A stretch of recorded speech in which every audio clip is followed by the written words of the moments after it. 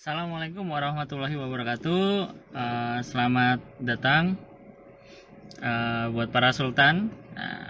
Siang ini kita akan hadir lagi live di Instagram syariah.xdana. Kita akan bahas sedikit tentang PSBB dan investasi. Nah, kali ini siang ini narasumber kita sudah siap hadir. Nanti dari Mang Amsi selaku founder dan penulis buku di komunitas syariahsaham.com dan penulis buku Sari Kelapa. Oke teman-teman dan para sultan, kita akan undang langsung beliau ya, kita akan langsung tanya jawab. Oke, sebentar.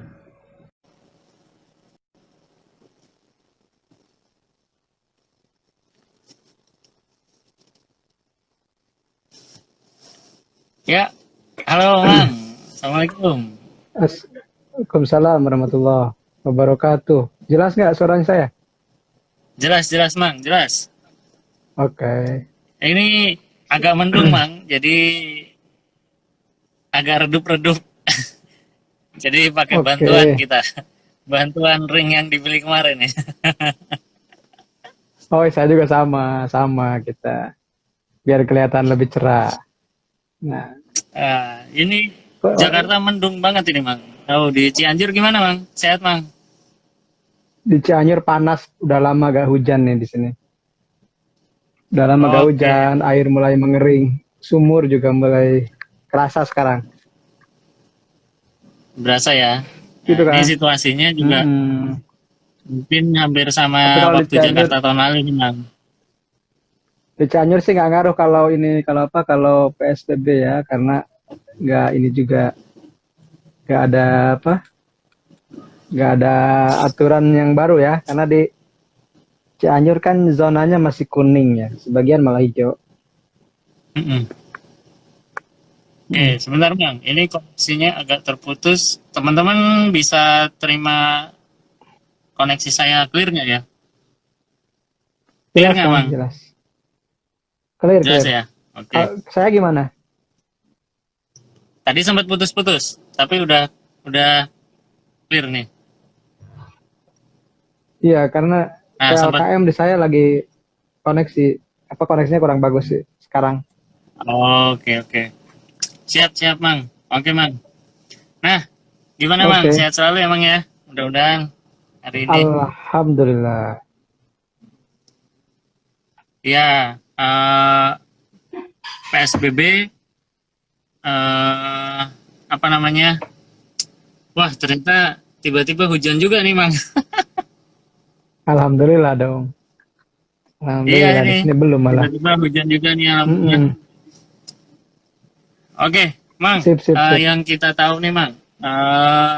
Jakarta kemarin itu PSBB-nya diumumkan bahwa dimulai lagi, terutama per hari ini Mm-mm. PSBB total mulai diberlakukan lagi ya. Cuma memang tidak seketat Mei kemarin. Nah, ini yang terjadi kemarin hari Kamis ya, Kamis atau Rabu ya, Rabu atau Kamis kemarin pasar yang mungkin bisa dibilang panik selling ya, Bang ya.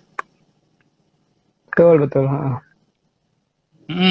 Nah, ini pasti Mm. bakal jadi pertanyaan, Mang, dari teman-teman baik yang berinvestasi di terutama.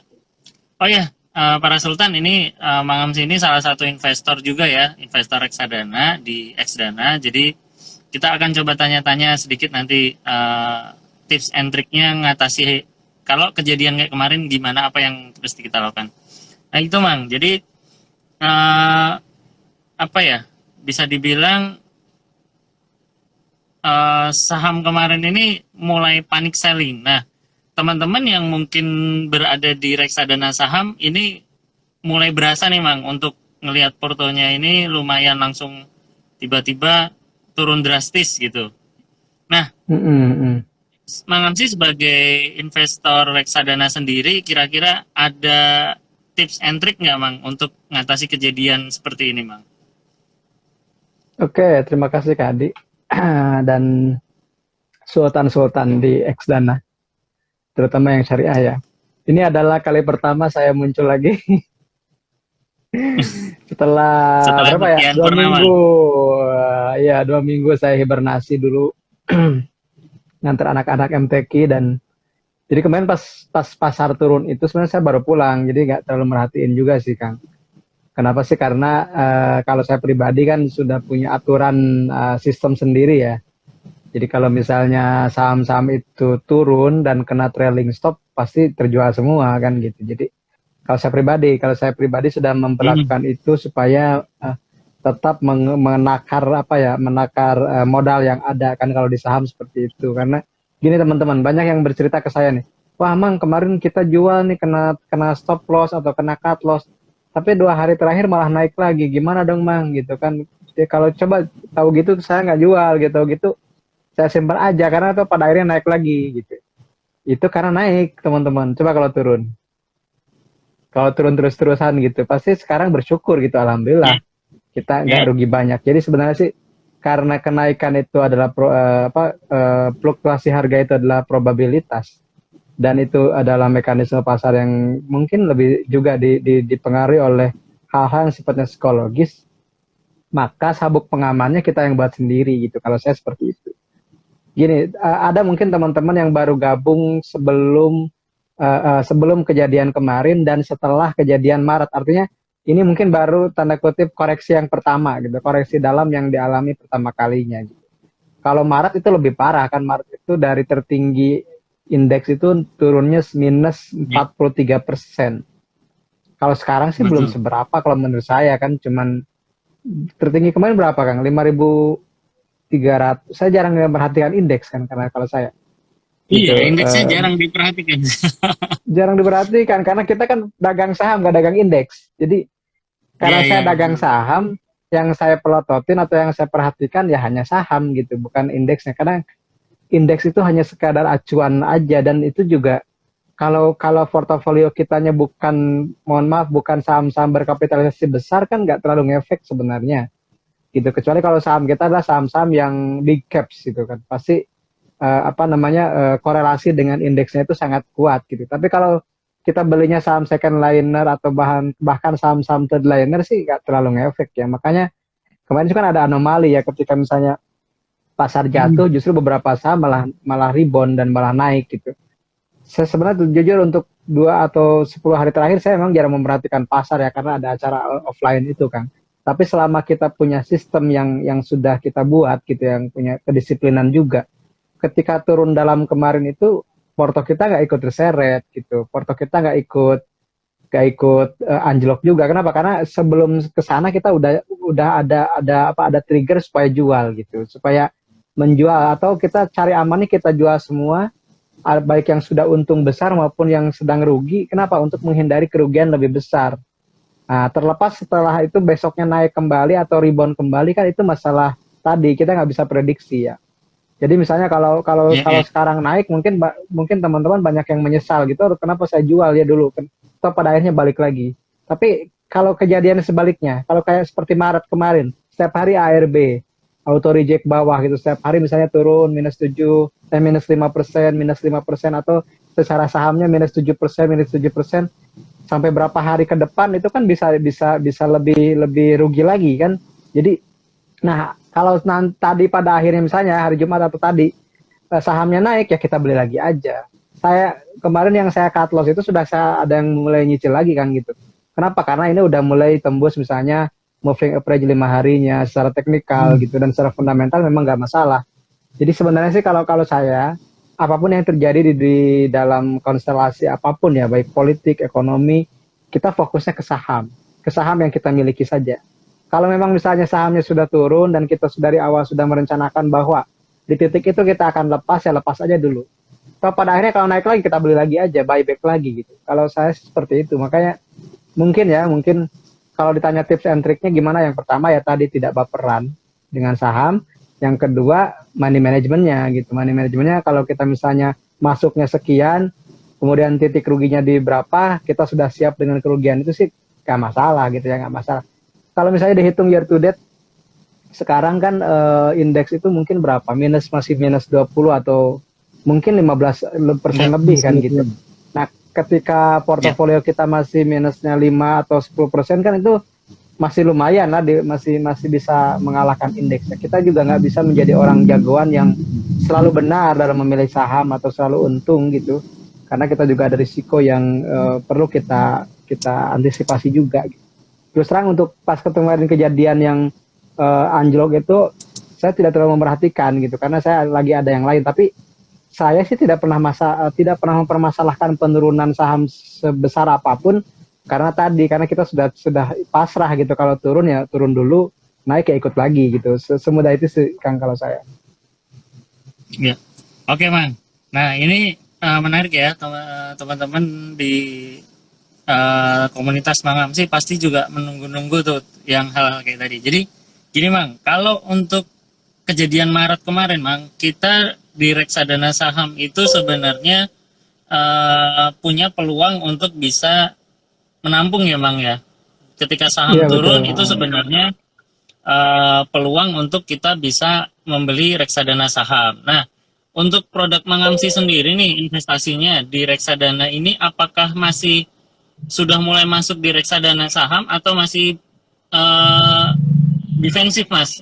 Mas masih artinya masih milih produk yang kayak RDPU atau misalkan pendapatan tetap atau bagaimana Mang? Kalau di masa-masa kemarin dari Maret sampai sekarang kan Mang Amsi pasti punya pertimbangan lah untuk manage portonya Mang Amsi nih di saham sekian persen, di Hmm. reksadana sekian persen atau di reksadana sendiri Mang Amsi bisa bagi porsinya seperti apa gitu Mang dari Maret sampai kemarin Mang. Oke. Kalau saya sih kan dari dulu saya instrumen investasi itu paling banyak dua jenisnya, dua gitu, saham dan reksadana. Terus terang saya nggak punya emas gitu ya, saya nggak punya emas, saya tidak punya apalah, properti juga bukan milik saya kan ya. Jadi kalau ditanya saya pribadi ya saya cuma punya saham dan reksadana teman. Dan sahamnya itu sekarang mungkin portofolionya yang milik saya ya, karena saya juga kan ada yang saudara yang nitip atau siapa gitu. Kalau yang milik saya pribadi itu sahamnya di atas 90% dan selebihnya reksadana gitu. Dan reksadana pun yang paling banyak itu reksadana saham juga gitu Kang. Jadi kalau saya mungkin hiper agresif ya, nggak ada itu profil risiko yang seperti saya gitu. Nah, kenapa seperti itu? Karena saya sudah memposisikan bahwa saham itu ya sebagai cash dan setara kas gitu. Karena bisa jual dan beli dalam waktu 2 sampai 3 hari sudah bisa dicairkan kan, seperti itu kan. Nah, kalau saya prefer kalau di reksadana itu saya hanya menyimpan untuk jangka pendek gitu. Misalnya reksadana pasar uang yang syariah tentunya, reksadana pendapatan Oke. tetap begitu. Tapi kalau untuk yang middle sampai long term itu saya lebih memilih saham langsung gitu. Kenapa? Karena ya saya pertama memang suka dengan saham seperti itu. Yang kedua ya kan supaya kita nggak disebut cuman influencer doang gitu Kang, maksudnya. Jadi kalau saya ngebahas saham ya saya juga jual beli saham, tapi tidak perlu live trading juga Ya. misalnya, karena saya nggak bisa gitu ya. Karena saya kan tipologinya investing misalnya. Kalau investing kan nggak rame di live kan gitu. Gimana so investing cuman misalnya berapa bulan sekali belinya gitu ya. Kalaupun yang trading harian ya saya juga kadang nunggu dari Kang Adi saham mana yang bagus kan gitu. Saya lagi punya cash nih gitu kan, buat buat nambah-nambah jajan gitu, kayak gitulah. Jadi intinya kalau saya pribadi itu sekali lagi ya teman-teman, jadi bukan berarti apa yang saya lakukan itu cocok buat semua orang. Jadi yang paling penting di investasi itu bukan instrumennya, tapi profil risikonya yang kita kenali seperti apa. Terus terang saya kurang cocok misalnya dengan deposito, dengan reksadana reksadana pasar uang syariah dan seperti itu. Nah, saya kurang cocok gitu. Saya lebih sukanya dengan yang agresif gitu, saham dan reksadana saham. Nah, reksadana saham pun saya jarang beli juga sih, Kang. Yang saya sering beli ya sahamnya langsung. Apa? Karena kita udah menikmati fluktuatifnya, menikmati volatilitasnya gitu. Karena dari volatilitas itu kadang-kadang kita juga mendapatkan keuntungan. Contoh misalnya ada yang sampai misalnya ya di pengalaman kemarin tuh saya ada satu saham yang bisa di atas 70% untungnya dari satu saham gitu ya. Dan itu kan lumayan gitu, lumayan untuk menambah kenaikan portofolio kita dan aset kita. Jadi yang paling penting sih bagi saya teman-teman, pertama adalah tujuan keuangannya jangka pendek atau jangka panjang. Jadi tujuannya apa, waktunya berapa lama, kemudian profil risiko kita seperti apa, baru memilih instrumennya yang cocok itu apa. Nah, kalau kalau saya kan lebih suka di saham karena tadi saya bisa kapan saja bisa jual beli begitu dan apa namanya pergerakannya bisa saya baca langsung di chart gitu untuk saham Ya. langsung. Nah, sementara untuk reksadana kan kita kalau misalnya reksadana saham kita harus melihat portofolionya yang mana saja. Jadi kemungkinan kalau reksadana saham yang syariah ngacunya isi kan seperti itu. Saya punya data nih, saya lihat langsung bahwa indeks itu paling tingginya 5.382. 5.382. Jadi ketika kemarin jatuh ke 4.700-an itu mungkin sekitar 600 poin. 600 poin Ya. itu hanya 12 persenan lah. Jadi dari tertinggi tahun ini ke terendahnya itu cuma minus 12%. Bandingkan dengan Maret dari tertinggi ke terendahnya itu minus 43%. Jadi kalau sekarang sih menurut saya bukan crash ya, bukan bukan sesuatu yang perlu kita khawatirkan juga. Makanya kan sekarang 2 hari juga sudah mulai naik lagi. Tapi meskipun tadi ada gap ya, kalau saya lihat secara teknikal ada gap, naiknya ada gap gitu. Dan kemungkinan juga mungkin bisa turun lagi nih. Karena saya lihat sih kalau melihat chart indeksnya, sekarang belum nembus garis downtrend-nya gitu. Kalau misalnya sekarang Ya. kemungkinan cuman sell on strength gitu kan, bisa aja nutup gapnya yang tadi tuh, yang tadi pagi, bisa aja ke sekitar 4.900-an lagi kan, atau 5.000-an itu bisa jadi salah satu kesempatan untuk apakah beli atau nunggu dulu sebelum turun lebih dalam. Gitu kan biasanya apa namanya kan dedicated bond siapa gitulah. Jadi naik, kemudian jatuh, kemudian naik. Sekarang kan volumenya belum ya. Kalau nanti sampai sore volumenya masih kecil kan boleh jadi kenaikannya nggak didorong dengan volume yang besar. Belum lagi misalnya nanti Betul. malam ada berita lah Dow Jones apa misalnya atau apa ya, saya juga kurang paham ya tentang hal tersebut gitu. Sebenarnya sih saya ingin memahami, cuman ya apa ya, bagi saya sih saya lebih fokus ke saham yang saya miliki aja. Misalnya saya punya, misalnya ya tadi tadi pagi saya tambah Demas gitu, saya tambah di saham-saham properti justru yang lagi jatuh. Kalau yang udah naik saya nggak kejar gitu.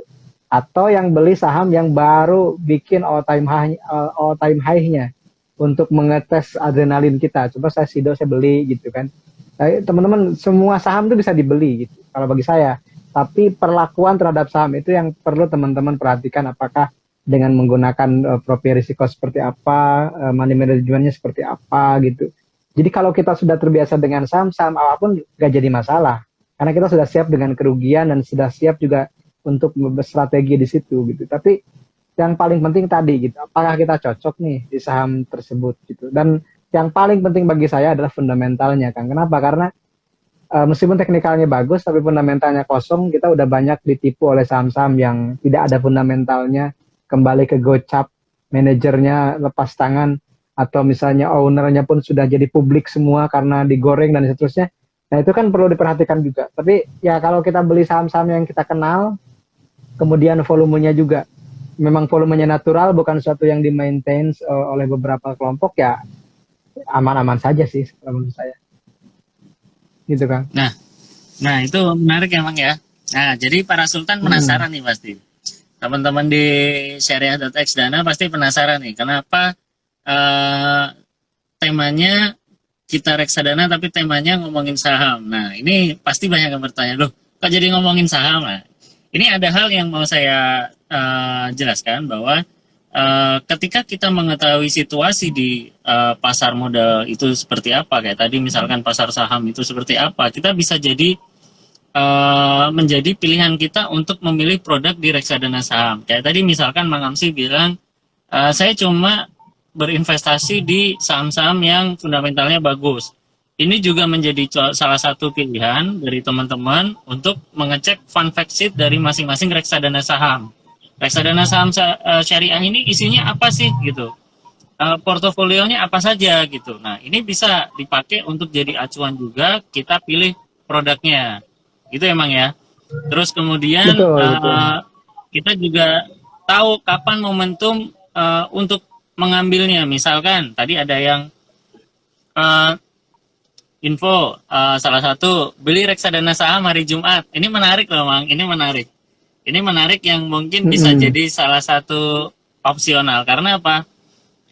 Di reksadana saham itu kita tahu bahwa naik turunnya cukup tinggi dibanding reksadana pasar uang dan reksadana pendapatan tetap. Nah, di reksadana saham Iya, ini teman-teman mungkin dalam 1 bulan minusnya bisa sampai 10%, 20% kalau cara masuknya, cara pembagian dananya itu mungkin kurang tepat. Tapi kalau teman-teman tahu, para sultan ini tahu manajemen, money manajemennya, terus kemudian produknya seperti apa, itu bisa jadi salah satu trik untuk bagaimana kita cara membeli reksadana saham. Nah, kalau misalkan reksadana saham tadi berbeda perlakuannya dengan reksadana pasar uang, mungkin Mang Amsi info bahwa Mang Amsi untuk jangka pendek investasinya di reksadana pasar uang, betul emang ya? iya betul. Dan Jadi pendapatan tetap. dalam jangka pendek itu yang teman-teman butuh darurat deh. Butuh darurat itu artinya kalaupun teman-teman ambil itu nilainya tidak akan berkurang drastis lah. Atau misalkan pokoknya tetap. Misalkan teman-teman invest 10 juta ya paling berkurangnya hanya biaya-biaya admin kecil lah kalau misalkan transfer antar bank, misalkan waktu di redeem. Tapi itu kan per bulan pasti sudah ada hasil investasinya. Berbeda dengan kalau teman-teman beli reksadana saham. Kalau teman-teman beli reksadana sahamnya minggu lalu hari apa ya? Hari Selasa atau hari Senin lah. Terus tiba-tiba teman-teman lihat hari Jumatnya portofolionya merah, merah membara. Nah, ini teman-teman udah berpikir bahwa wah reksadana saya nggak menguntungkan nih, langsung jual kan. Nah, ketika jual ternyata harga berbalik arah. Jadi, teman-teman kalau untuk reksadana saham ini betternya ini mengikuti ya tadi kalau udah tahu bahwa reksadana saham itu volatility-nya tinggi gitu. Kalau teman-teman belum merasa belum mampu untuk bisa trading saham langsung, reksadana saham ini bisa jadi opsi. Jadi, pilihannya adalah teman-teman itu membelinya secara berkala, gitu emang ya. Jadi ketika Betul, market betul. merah beli, ketika market merah beli. Nah tadi kenapa ada yang nyebut bahwa beli reksadana setiap hari Jumat? Itu menariknya gini, Mang. Teman-teman punya budget alokasi 1 juta nih. Nah ini buat para sultan Mm-mm. yang mungkin masih takut-takut untuk di saham. Nah ini bisa menggunakan dana trik teman-teman punya dana 1 juta. Nah, teman-teman pengen masuk ke reksadana saham, nabung rutin 1 jutanya. Nah, oke teman-teman masuk aja setiap hari Jumat, itu nabung 250.000. Nah, kira-kira ada yang tahu nggak kenapa? Atau Mang Hamsi mungkin tahu nggak, Mang, kenapa kok setiap hari Jumat kita belinya sebelum jam 12 siang, kita bagi Iya, setiap karena minggunya masuk? Jumat itu rata-rata pasar merah. Banyak orang yang jualan. Gitu. Kalau jengkal Jumat Betul. Senin biasanya. Nah, itu. Jadi para sultan hari Jumat itu pasar modal di market itu biasanya marketnya merah. Jadi kalau para sultan beli reksadana di hari Jumat sebelum jam 12 siang itu biasanya pakai NAB hari Jumat. Nah, NAB hari Jumat kalau NAB-nya lagi merah, teman-teman para sultannya akan dapat harga lebih murah dibanding hari-hari biasa. Itu salah satu triki juga sih untuk misalkan tadi ya, asal jangan gini, para sultan punya dana 10 juta, saya butuh 6 bulan lagi deh, saya butuh 6 bulan lagi uangnya untuk dipakai, nanti mungkin dipakai buat beli apa. Oke, saya masukkan reksadana saham karena tergiur dengan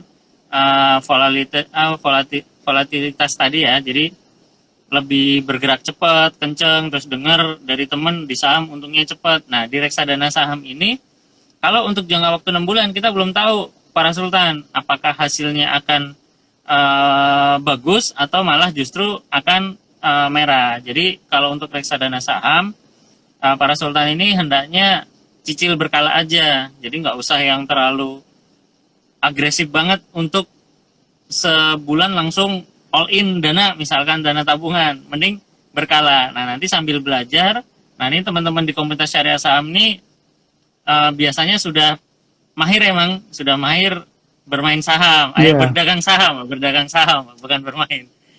nanti kepleset lagi. Jadi berdagang saham. Eh, nah, sambil nunggu momentum belajarnya, Pak Sultan ini bisa untuk belajar melalui reksadana. Itu emang ya.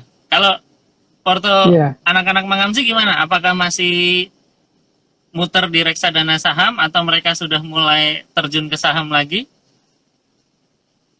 Kalau yang punya anak-anak setelah kemarin kita alhamdulillah dapat lumayan ya di Campina itu kan lumayan tuh sebelum sahamnya turun.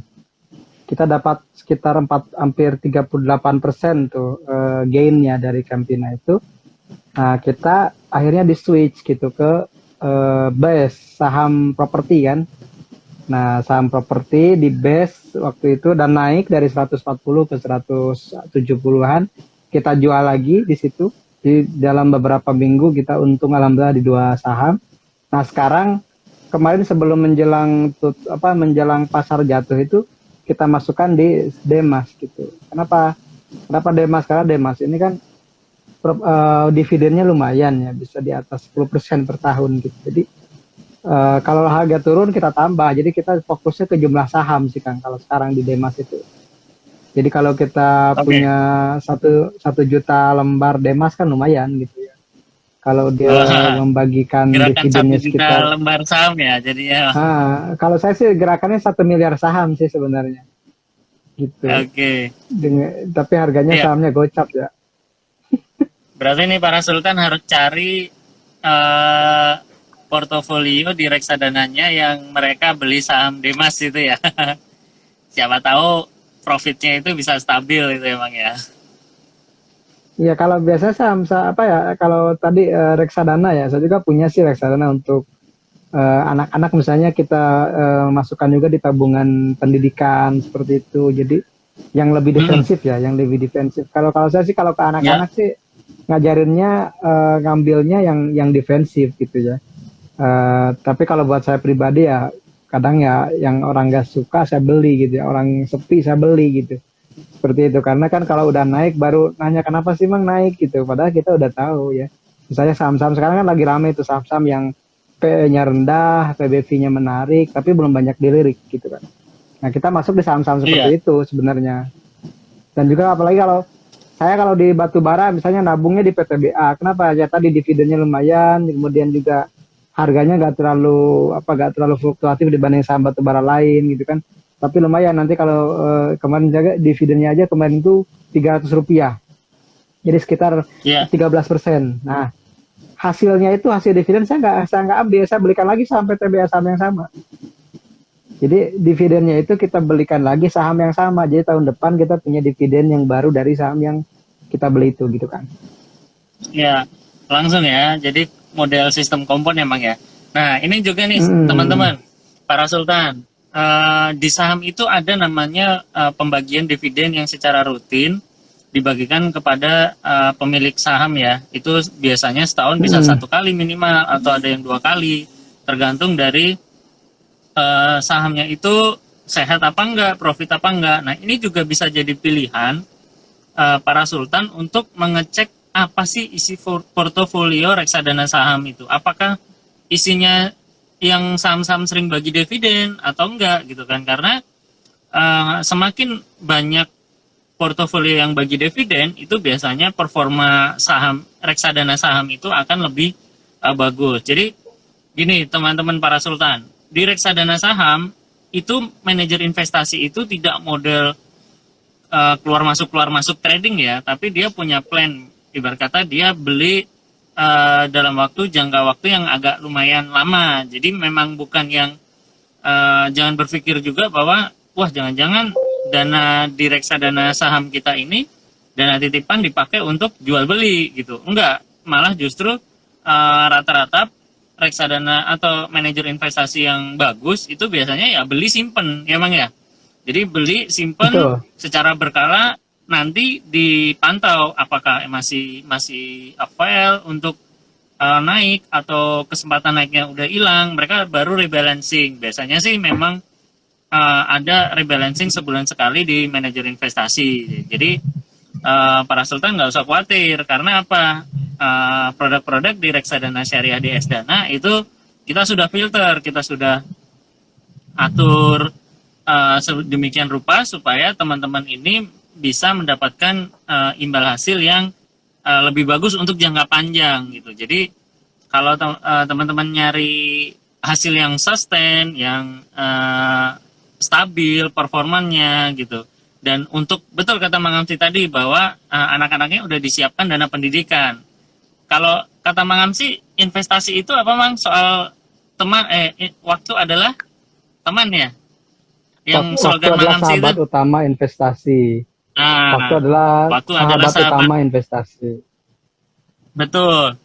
Nah, jadi kalau para sultan nih yang lagi nonton, yang sudah ngerasa, wah, saya telat dong Mang Amsi, Kang Adi, kalau misalkan mau investasi sekarang. Nah, kitanya mungkin telat, tapi anak-anak kita atau misalkan keluarga kita di sekitar kita, lingkungan kita, itu kalau kita bisa mengenalkan sejak dini, itu lebih bagus ya Mang ya. Jadi investasi yang dimulai dari 0 tahun sampai dari lahir ya Mang, dari lahir sampai usia pendidikan di kisaran 7 tahun atau misalkan nanti masuk SMP, SMA dan kuliah, itu para sultan sudah menyiapkan dananya itu nggak perlu terlalu besar karena sudah mulai diajarkan menabung sejak dini gitu.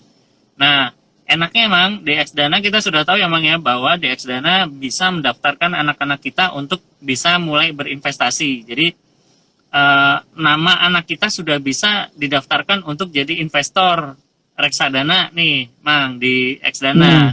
Jadi kalau kita ngitung model kompon dari usia 0 sampai 17 tahun misal kita nabung selama 17 tahun rutin 100.000, itu lebih bagus dibanding kita mulai start dari usia kita misalkan udah 40 atau misalkan 30 gitu. Biasanya agak berat gitu Mang untuk nabung ya Mang ya. Tapi kalau kita nabung untuk anak-anak kita, betul, kalau nabung untuk anak-anak kita biasanya lebih, oh iya deh buat pendidikan anak. Nah ini mungkin yang bisa dicontoh untuk para sultan untuk investasi di reksadana syariah itu. Nah, ini yang menarik juga Mang, kemarin lagi rame peluncuran sukuk ya Mang ya, sukuk retail 13 ya kalau nggak salah ya. Oh ya, SR013 ya. Nah, ini juga di produk reksadana syariah yang pendapatan tetap, ini biasanya diincar nih Mang sama manajer investasi. Sukuk-sukuk ini udah diburu nih. Nah, teman-teman teman-teman para sultan di Xdana Syariah bisa coba cek fund fact sheet, misalkan ada yang update, apakah mereka sudah membeli SR13. Ini juga mesti nih dicari tahu gitu. Jadi performa stabil itu tidak melulu untungnya gede di awal tahun, tapi di awal tahun berikutnya malah jatuh. Nah, kita yang harus berhati-hati. Itu Mang. Kalau Mang Amsi sendiri Mang, untuk reksadana pasar uang syariah di Xdana lebih suka pilih satu produk atau langsung disebar ke semua reksadana pasar uang syariahnya Mang? Misalkan di reksadana pasar uang syariah di Xdana produknya ada 5 gitu. Nah, Mang Amsi ini untuk reksadana sendiri apakah money manajemennya juga disebar atau hanya fokus ke satu yang oke lah, saya mau yang reksadana ini aja gitu? Oke, kalau saya sih lebih memilih per jenis satu ya Kang. Misalnya pasar uangnya satu gitu, campurannya satu gitu. Kemudian pendapatan tetap satu ada gitu ya. Jadi saya cuma punya 3 itu kalau di Xdana Syariah. Jadi yang pertama itu yang pendapatan tetap, yang kedua pasar uang, yang ketiga itu reksadana campuran. Gitu, seperti itu. Jadi diversifikasinya ke jenis itu gitu. Karena di campuran sudah ada sahamnya kan, gitu kan. Jadi intinya Nah, menarik kalau saya sih kan tergantung tujuan kan. Kalau yang untuk yang pasar uang itu untuk jangka pendek, seperti kemarin ada ibu-ibu yang nitip tabungan kurban kan di situ simpannya. Kalau ada yang 2 tahunan ke depan, ada yang nitip juga di saya 2 tahun 3 tahun buat pendidikan, dana pendidikan anak atau apa, saya simpan di pendapatan tetap gitu. Kalau yang udah di atas 5 tahunan, saya simpan di campuran gitu kan. Oke, nah ini menarik tadi. Ada ibu-ibu yang nitip ke Mang Amsi untuk tabungan kurban. Ini yang Hmm, menarik ini ditaruhnya di instrumen apa, Mang? Kalau RDPU di syariah RDPU Syariah di ya? ini, Oke. Nah, pakai ya betul RDPU syariah. nah ini Mang, yang menarik ibu-ibu itu sampai berpikir bahwa oke deh, saya mau nabung kurban rutin gitu. Karena kalau dipikir juga ya Mang ya, kalau setiap tahun kita harus mengeluarkan kurban yang di awal gitu tanpa tabungan, itu mungkin terasa berat ya Mang ya. Misalkan taruhlah harga kambing Iya 3 betul. juta. Pas mau hari kurban kita baru nyari dapat, oh beli kambing 3 juta, mungkin ada beberapa yang berat ya Mang ya. Jadi kalau strateginya ibu-ibu tadi mungkin dengan cara ngerutin nabung ya Mang ya Iya. di Jadi kan gini, reksadana. 200 katakanlah 200 jadi kita itu apa dari awal mengasumsikan misalnya nanti ke depan itu satu sapi itu patungannya 3.300.000. Kenapa? Karena kalau 3 juta itu kan tahun sekarang, nah, asumsinya tahun depan naik 10% gitu ya. 3.300.000. Jadi per bulannya Mm-mm. kita nabungnya 275.000. Nah, ketika nabung 275.000 itu disimpan di reksadana pasar uang selama setahun, enggak 1 tahun sih, cuma 11 bulan. Karena di bulan ke-11 kan diambil buat beli sapinya itu. Jadi Ya, ya cuma 11 betul. kali. Nah, Betul. ternyata pas itu kan udah tumbuh sekitar 5 atau ya 5%-an ya, 5%-an. Artinya dari tabungan si ibu tadi pun masih ada sisanya, masih ada pertumbuhannya 5%. Asumsinya dari 3 juta itu kan ada sekitar 150.000. Nah, jadi asalnya 3 juta, katakanlah 3.300.000 itu menjadi 3.400.000-an, 3.450.000. Nah, yang 150.000-nya ini bisa dijadikan sebagai apa ya, biaya untuk pemotongan, biaya untuk pembagian distribusi daging kurbannya, membeli plastik, memberi pisau atau apa. Jadi kalau misalnya satu orang itu ada keuntungannya sekitar 5%-an dari 21 juta yang terkumpul misalnya, itu kan ada sekitar 1 juta lebih lah untuk biaya operasional. Itulah kelebihannya kalau Hmm. disimpan di reksadana gitu Kang. Kalau misalnya cuma disimpan di uang tunai kan belum tentu ada lebihnya, cuma uangnya aja Ya, betul, gitu betul. gitu. Jadi sebenarnya Betul. pertumbuhan pertumbuhan dari nilainya itu untuk nambah-nambah biaya operasional gitu. Oke, oke. Ya, menarik, Mang. Jadi, instrumen reksadana ini bisa dijadikan tabungan kurban. Jadi, para sultan nih, yang ini bulan apa ya? Ini bulan, oh udah lewat hampir Muharram. 2 bulan ya. Hampir lewat 2 bulanan. Nah, ini para sultan sudah mulai nih bisa untuk mulai mencicil Iya bisa. tabungan kurban. Nah, jadi ibarat kata gini, kalau misalkan 3 juta berarti kalau cuma 11 bulan sekitar 26. 300 ribu ya Bang ya? Dua Dua ratus dua ribuan lah ratus sampai 300. enam puluh ribu lah. 260.000 atau 270.000 gitu. Iya iya Nah, sekitar segitu. 270 terus sekian, 275 deh lah.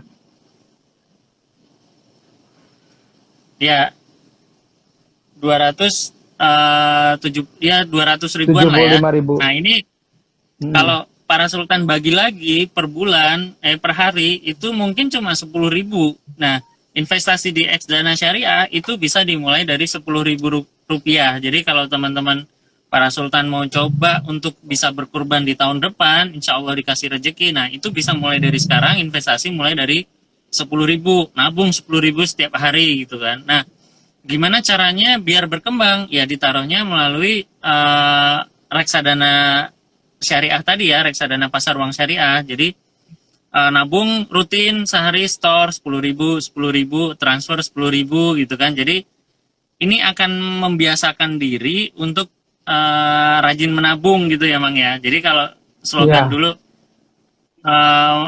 apa rajin menabung, nah ini ya harus kita praktekkan juga gitu. Jadi nggak cuma wacana aja. Jadi nggak ada alasan untuk kita bahwa wah saya nggak punya gaji lagi nih untuk nabung gitu kan, gajinya udah habis gitu. Padahal yang mungkin sehari itu dia bisa rutin beli gorengan 10 ribu atau beli jajanan yang mungkin bisa direm gitu, atau misalkan yang suka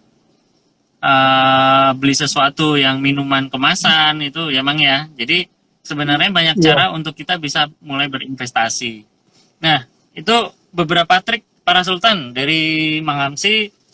Kayak tadi misalkan mau korban pakainya reksadana pasar uang, terus kebetulan memang karena Mang Hamsi aktif di saham, jadi beliau tidak langsung investasi di reksadana saham. Jadi kita bisa tanya-tanya kondisi pasar saham gimana ya. Ini buat pilihan kita untuk masuk di reksadana saham. Kita nggak usah yang sibuk trading gitu kan. Kalau punya waktu ya nggak apa-apa. Kalau kita misalkan cuma punya dana, nggak punya waktu untuk belajar, ya lebih baik kita masukkan ke instrumen reksadana dulu gitu. Nah, Mang, kita langsung menuju tanya jawab aja, Mang.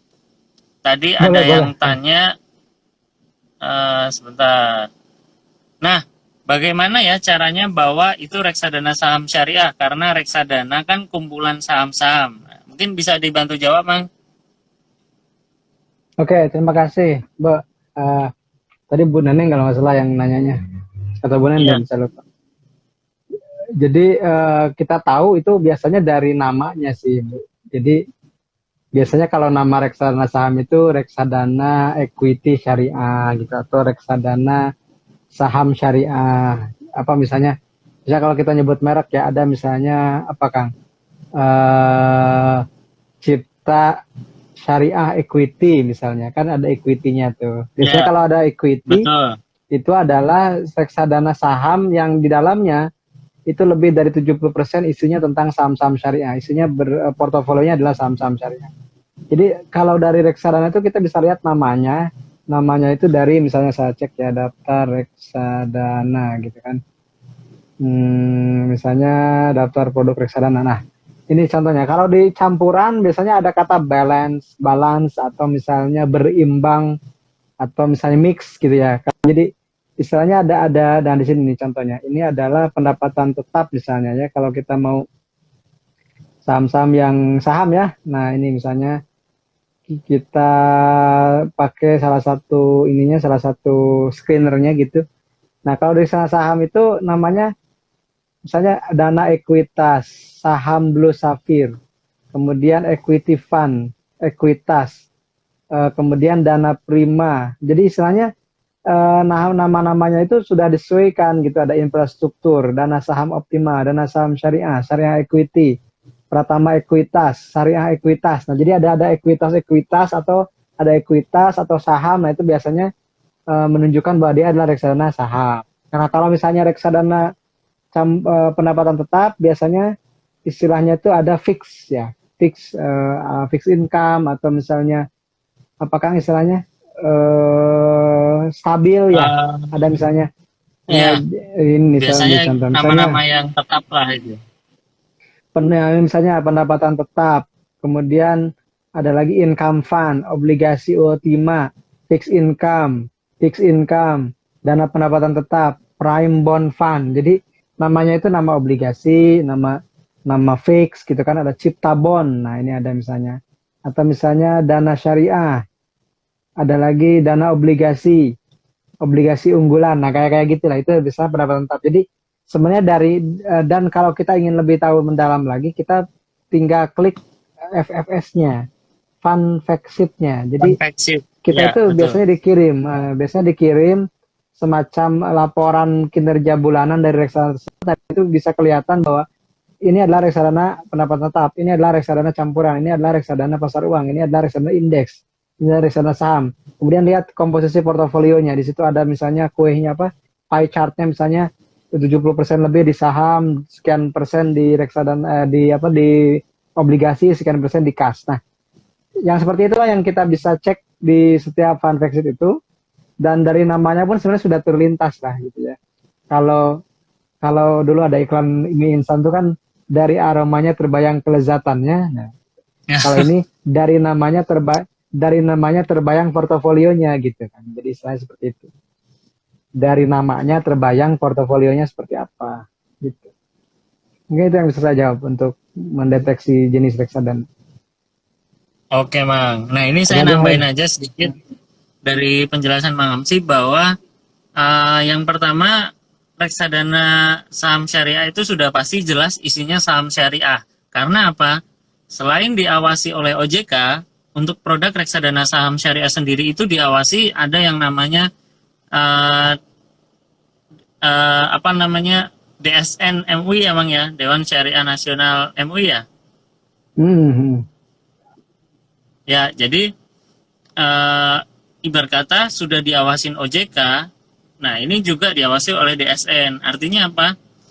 Eh, Proses pembelian semua produk di reksadana syariah, entah itu pasar uang, kemudian pendapatan tetap, campuran, saham, itu sudah pasti isinya produk-produk syariah. Jadi Bapak Ibu, para sultan semua, teman-teman semua itu tidak perlu khawatir bahwa kalau para sultan beli reksadana syariah isinya bukan syariah, itu sudah pasti insya Allah tidak ada. Nah, untuk itu para sultan cukup download Xdana Syariah, itu di situ produknya sudah reksadana syariah. Jadi nggak perlu pusing lagi milih ini syariah nggak ya, karena semua produk yang ada di Xdana Syariah, aplikasi Xdana Syariah itu alhamdulillah sudah difilter bahwa isinya itu semua produk yang teman-teman beli, para sultan beli itu sudah syariah di situ reksadananya. Jadi nggak usah khawatir.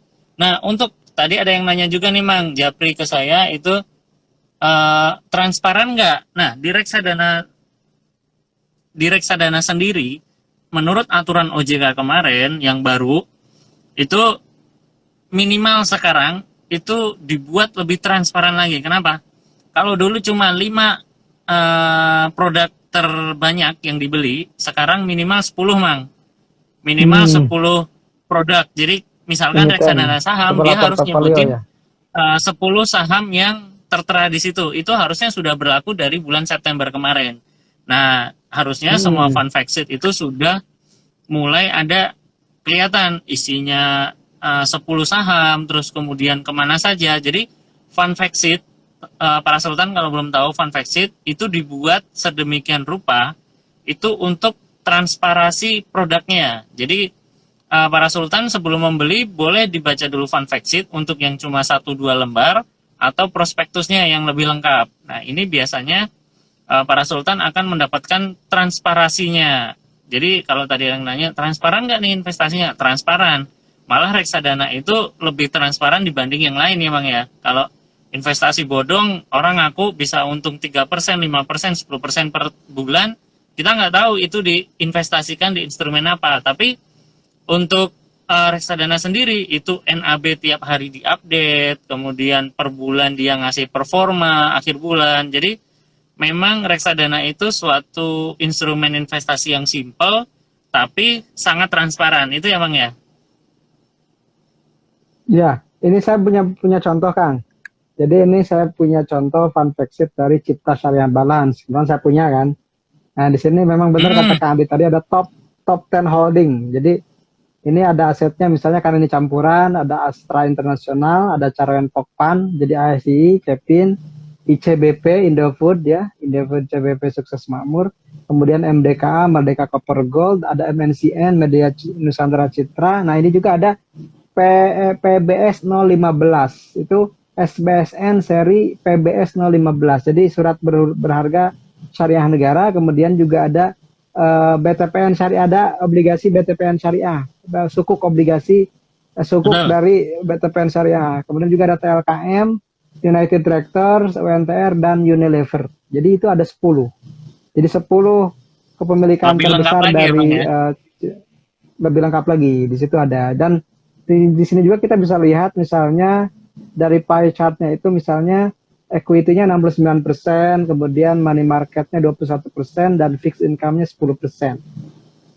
Jadi kebanyakannya di saham sekitar 69%, kemudian pasar uang 21%, sisanya fixed income.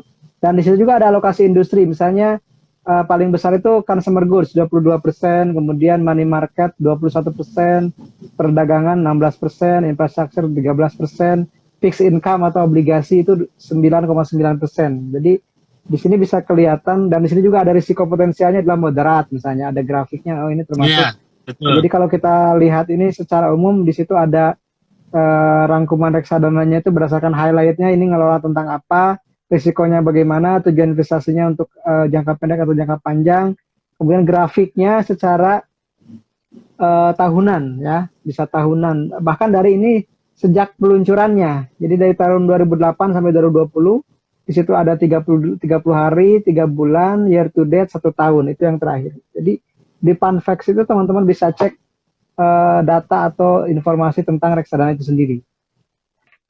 Minimal investasinya juga di sini ada 10.000, penawarannya tahun 2010, dana kelolaannya ada berapa miliar misalnya ya, total yang beredarnya berapa unit, kemudian biaya-biayanya, dan terakhir ada profil dari manajer investasi. Nah, itu para Sultan. Jadi sebelum kita berinvestasi di reksadana ya minimal kalau di saham itu harus belajar fundamental, teknikal gitu kan. Nah, kalau di reksadana kita belajar baca namanya Funfactsit. Nah, teman-teman tadi ada yang nanya bisa download di mana? Bisa download di aplikasi Xdana, Syariah download, terus kemudian teman-teman masuk, pilih produknya. Nanti di situ ada download FFS namanya. Nanti para Sultan tinggal download itu bisa dibaca-baca dulu.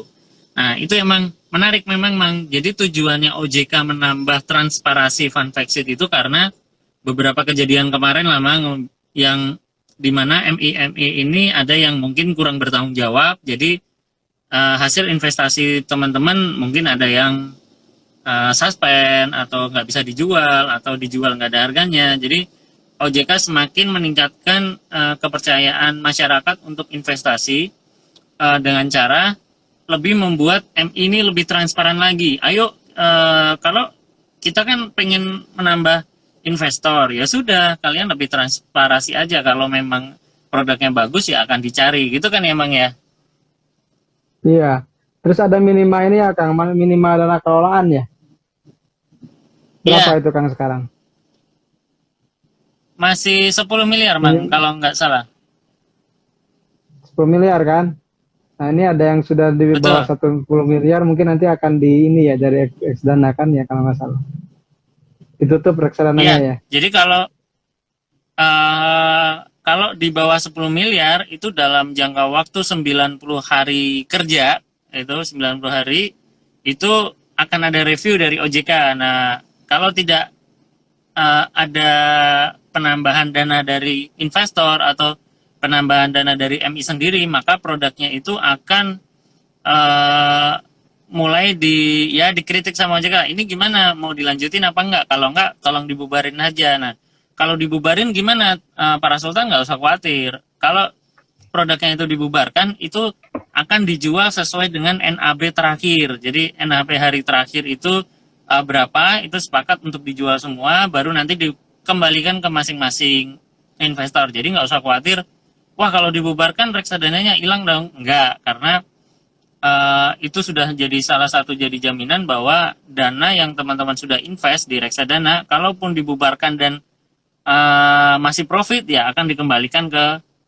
masing-masing. Nah, insya Allah kalau untuk di reksadana, ketika ada produk seperti itu, Mang, itu akan lancar, Mang. Kayak kemarin sempat ada satu dari produk kita dari MI Maybank sempat dibubarin karena di bawah ketentuan OJK, tapi ya nggak ada masalah gitu, semua kembali dengan aman gitu, tidak ada yang dikurang ataupun tidak ada yang Iya. dilebih-lebihkan. Jadi kalau di hari itu sudah dijual nilainya sekian, ya sekian dibagi sesuai porsi masing-masing. Itu, Mang, salah satu keuntungan dari kita investasi di reksadana. Nah, Mang, mungkin terakhir, Mang. Nah, ini karena sudah Iya, boleh. hampir mau jam 1, jadi jam 2 ya. Jam 2 biasanya kita Jam live jam 2. 12.